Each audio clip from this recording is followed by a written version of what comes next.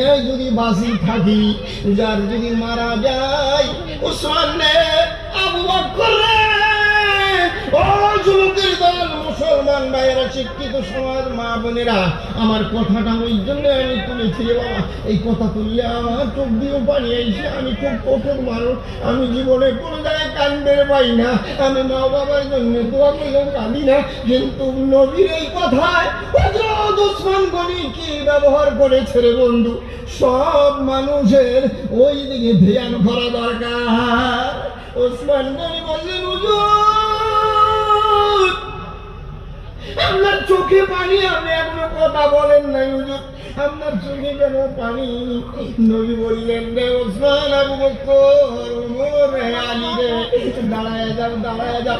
দাঁড়ায় গেছে রে বন্ধু। আমার নবী বলছেন, আমি